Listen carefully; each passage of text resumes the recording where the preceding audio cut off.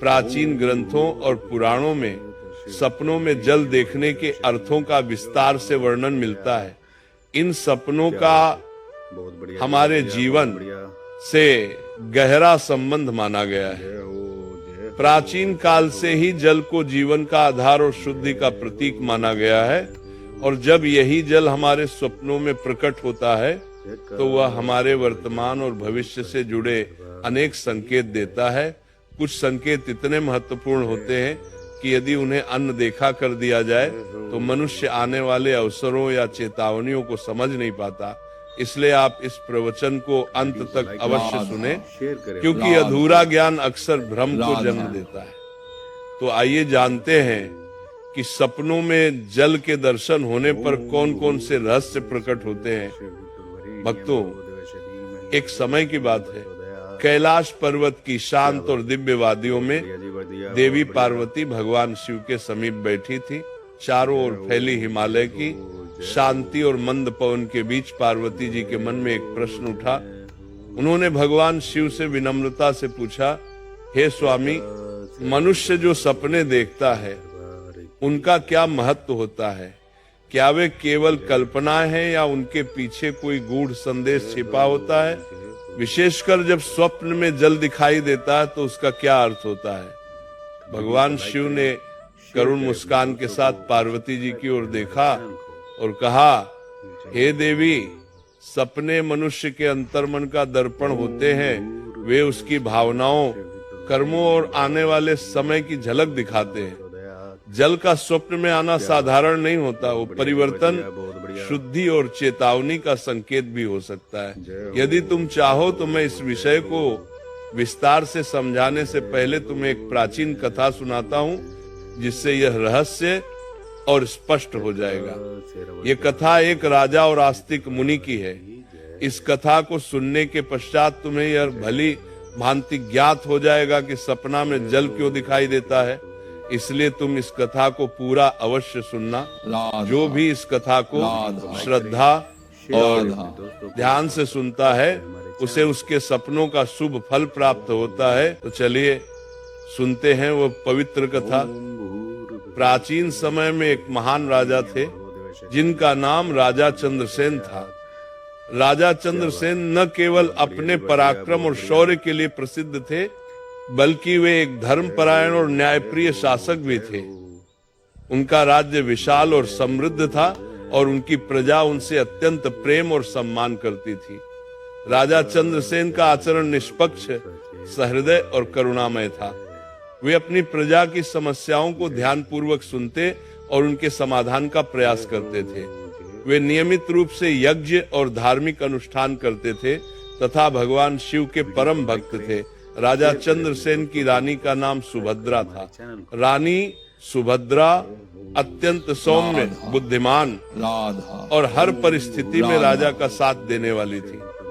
राजा और रानी की कोई संतान नहीं थी, जिससे वे कभी कभी चिंतित भी रहते थे। एक रात राजा चंद्रसेन ने एक अत्यंत विचित्र स्वप्न देखा। उन्होंने देखा कि उनके महल के आंगन में अचानक जल का एक विशाल स्रोत प्रकट हो गया है। वह जल अत्यंत निर्मल था, परंतु धीरे धीरे वह जल उनके पैरों तक आ गया और उन्हें किसी अनजाने भय का अनुभव होने लगा। ये स्वप्न देखकर राजा अत्यंत व्याकुल हो गए। प्रातः जागने पर उन्होंने यह स्वप्न रानी सुभद्रा को बताया। चिंतित होकर राजा ने पूछा, हे प्रिय, मैंने स्वप्न में इतना विशाल जल देखा जो मेरे समीप तक आ गया। इसका क्या अर्थ हो सकता है? रानी सुभद्रा ने राजा को सांत्वना देते हुए कहा, हे स्वामी, स्वप्न सदैव किसी न किसी संकेत के रूप में आते हैं, परंतु उनके वास्तविक अर्थ को जानने के लिए किसी ज्ञानी और विद्वान पुरुष की शरण लेनी चाहिए।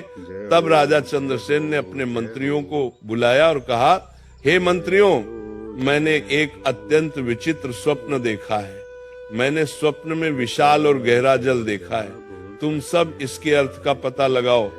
सभी मंत्री नगर में विद्वानों और पंडितों के पास गए, परंतु कोई भी उस स्वप्न का संतोषजनक अर्थ न बता सका। वे लौटकर राजा से बोले, हे महाराज, हमारे राज्य में ऐसा कोई विद्वान नहीं है जो इस स्वप्न का सही अर्थ बता सके। तभी एक मंत्री ने आगे बढ़कर कहा, हे महाराज, हमारे राज्य के समीप स्थित वन में आस्तिक मुनि निवास करते हैं। वे अत्यंत तपस्वी और ज्ञानी हैं। जल, प्रकृति और स्वप्नों के रहस्य को वे भली भांति जानते हैं। हमें उन्हीं के पास जाना चाहिए। राजा चंद्रसेन ने यह सुनकर निश्चय किया कि वे आस्तिक मुनि के आश्रम जाएंगे। उसी समय वे अपने सैनिकों के साथ रथ पर सवार होकर आस्तिक मुनि के आश्रम पहुंचे। आस्तिक मुनि ने राजा का स्वागत करते हुए कहा, हे राजन, मेरे आश्रम में आपका स्वागत है। बताइए किस कारण से आपका यहाँ आगमन हुआ है। राजा चंद्रसेन ने विनम्रता पूर्वक कहा, हे मुनिवर, मैं आपके पास एक स्वप्न का अर्थ जानने आया हूँ। मैंने स्वप्न में जल से जुड़ा एक अद्भुत दृश्य देखा है जिसने मुझे अत्यंत चिंतित कर दिया है।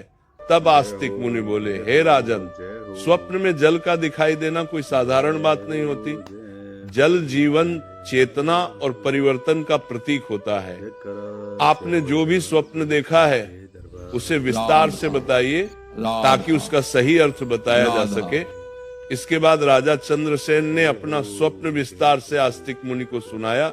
तब वेदात्मा मुनि राजा चंद्रसेन की बात ध्यान से सुनते हैं और गंभीर स्वर में कहते हैं, हे राजन, आपने जो स्वप्न देखा है वो साधारण नहीं है। आपने सपने में जिस जल को देखा वो आपके जीवन में होने वाले गहरे परिवर्तन का संकेत है। जल कभी शांत होता है, कभी उग्र, और उसी प्रकार मनुष्य का भाग्य भी समय के साथ रूप बदलता है। मुनि कहते हैं कि सपने में स्वच्छ और स्थिर जल दिखाई देना अत्यंत शुभ होता है। ये बताता है कि आपके राज्य में सुख, शांति और समृद्धि आने वाली है और आपकी तपस्या शीघ्र फल देने वाली है। राजा चंद्रसेन विनम्रता से पूछते हैं, हे मुनिवर, यदि जल गहरा हो और उसमें हलचल दिखाई दे तो उसका क्या अर्थ होता है। तो वेदात्मा मुनि मुस्कुराकर कहते हैं, हे राजन, गहरा जल ये संकेत देता है कि अभी आपके जीवन में कुछ रहस्य छिपे हुए हैं। कुछ ऐसी घटनाएं हैं जो समय आने पर स्वयं प्रकट होंगी। ये स्वप्न आपको सावधान भी करता है कि आप हर निर्णय सोच समझ कर लें और अहंकार से स्वयं को दूर रखें। मुनि आगे कहते हैं, हे राजन, जल का स्वप्न विशेष रूप से संतान और वंश वृद्धि से भी जुड़ा होता है। यदि जल निर्मल हो तो ये इस बात का संकेत है कि शीघ्र ही आपके जीवन में शुभ समाचार आने वाला है। आपकी रानी पद्मावती के कष्ट समाप्त होने वाले हैं और आपके कुल में आनंद का प्रवेश होगा। ये सुनकर राजा चंद्रसेन की आंखों में आशा की चमक प्रकट हो जाती है। वेदात्मा मुनि राजा को उपदेश देते हैं कि वे प्रातःकाल किसी नदी या सरोवर के तट पर जाकर भगवान शिव का ध्यान करें, जल में दीप प्रवाहित करें और जीवन में कभी भी जल का अपमान न करें, क्योंकि जल ही सृष्टि का आधार है। जो मनुष्य जल का सम्मान करता है उसके जीवन में कभी अभाव नहीं रहता। राजा चंद्रसेन मुनि के चरणों में प्रणाम करते हैं और कहते हैं, हे मुनिवर, आपने मेरे हृदय की शंका को शांत कर दिया।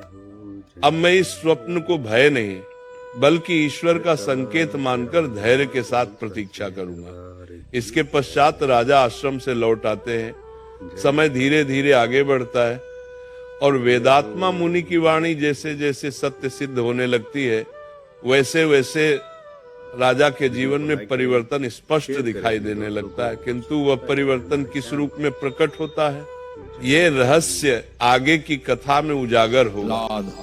एक दिन राजा फिर रात को सपना देखता है और मुनिवर के कुटिया में चला जाता है और अपने सपने के बारे में बता देते हैं। तब मुनिवर राजा से कहते हैं, हे राजन, अब तुम उस स्वप्न का विस्तार से वर्णन करो जिसमें तुम्हें जल का दर्शन हुआ था, क्योंकि जल से जुड़े स्वप्न जीवन के गहरे रहस्यों को प्रकट करते हैं। राजा हाथ जोड़कर कहते हैं, हे मुनिवर, मैं सत्य ही कहता हूँ। एक रात मैंने अत्यंत विचित्र स्वप्न देखा। मैंने देखा कि मैं अपने राजमहल से दूर एक विशाल नदी के तट पर खड़ा हूँ। वह नदी अत्यंत विस्तृत थी और उसका जल स्वच्छ, निर्मल और शांत दिखाई दे रहा था। चंद्रमा का प्रकाश उस जल पर पड़कर उसे और भी दिव्य बना रहा था। मुनिवर ध्यानपूर्वक राजा की बात सुनते हैं और कहते हैं, हे राजन, सपने में स्वच्छ और शांत जल का दिखाई देना अत्यंत शुभ संकेत होता है। यह दर्शाता है कि आपके जीवन में जो मानसिक अशांति थी वो अब समाप्त होने वाली है। कुछ दिनों के बाद राजा ने दूसरा स्वप्न देखा। इस बार उन्होंने देखा कि वही नदी अचानक उफान पर है। जल का वेग तीव्र था, परंतु वो किसी को हानि नहीं पहुंचा रहा था। राजा स्वप्न में भयभीत अवश्य थे, किंतु जल उन्हें स्पर्श भी नहीं कर रहा था। जागने के बाद राजा व्याकुल होकर मुनिवर के पास पहुंचे और स्वप्न का वर्णन किया। मुनिवर बोले, हे राजन, तेज बहता हुआ जल जीवन में आने वाले बड़े परिवर्तन का संकेत देता है। यह परिवर्तन पहले भय उत्पन्न करता है, किंतु अंततः वही परिवर्तन उन्नति का कारण बनता है। तुम्हारे राज्य में शीघ्र ही बड़े निर्णय लिए जाएंगे और वे निर्णय तुम्हारे पक्ष में होंगे। कुछ ही समय बाद राजा को एक कठिन युद्ध का सामना करना पड़ा। युद्ध आरंभ में भयावह प्रतीत हुआ, परंतु अंततः राजा की विजय हुई और राज्य की सीमाएं और अधिक विस्तृत हो गई। राजा को तब मुनिवर की वाणी का अर्थ समझ में आया। इसके पश्चात एक अन्य रात राजा ने देखा कि वे उस नदी के जल में प्रवेश कर रहे हैं। जल उनके चरणों को स्पर्श करते ही शीतलता और अद्भुत शांति प्रदान कर रहा था। राजा स्वप्न में ही प्रसन्न हो उठे। प्रातःकाल उन्होंने मुनिवर को यह स्वप्न बताया। मुनिवर ने कहा, हे राजन, सपने में जल में उतरना इस बात का संकेत है कि तुम अपने जीवन की किसी बड़ी जिम्मेदारी को स्वीकार करने वाले हो। यह स्वप्न बताता है कि अब तुम केवल राजा नहीं बल्कि प्रजा के लिए पिता समान बनोगे। इसके बाद राजा ने राज्य में अनेक जन कल्याणकारी योजनाएं प्रारंभ की। कुएं, तालाब और सरोवर बनवाए गए। सूखे क्षेत्रों में सिंचाई की व्यवस्था की गई। प्रजा में सुख और संतोष फैल गया। फिर एक रात राजा ने तीसरा जल स्वप्न देखा। उन्होंने देखा कि एक सूखा तालाब वर्षों बाद जल से भर रहा है। पहले कुछ बूंदें गिरती हैं, फिर धीरे धीरे पूरा तालाब जल से भर जाता है। जागने के बाद राजा तुरंत मुनिवर के पास गए। मुनिवर बोले, हे राजन, यह स्वप्न इस बात का संकेत है कि तुम्हारे जीवन की वे इच्छा जिसे तुमने असंभव मान लिया था अब पूर्ण होने वाली है। जहां निराशा थी वहां अब आशा का संचार होगा। कुछ समय पश्चात राजा और रानी को संतान प्राप्ति का शुभ समाचार प्राप्त हुआ। पूरे राज्य में उत्सव मनाया गया। राजा ने समझ लिया कि जल का यह स्वप्न केवल राज्य ही नहीं बल्कि उनके वंश से भी जुड़ा हुआ था। इसके बाद एक और स्वप्न में राजा ने देखा कि वे गहरे कुएं में झांक रहे हैं, परंतु कुआं अंधकारमय नहीं था, उसमें जल चमक रहा था।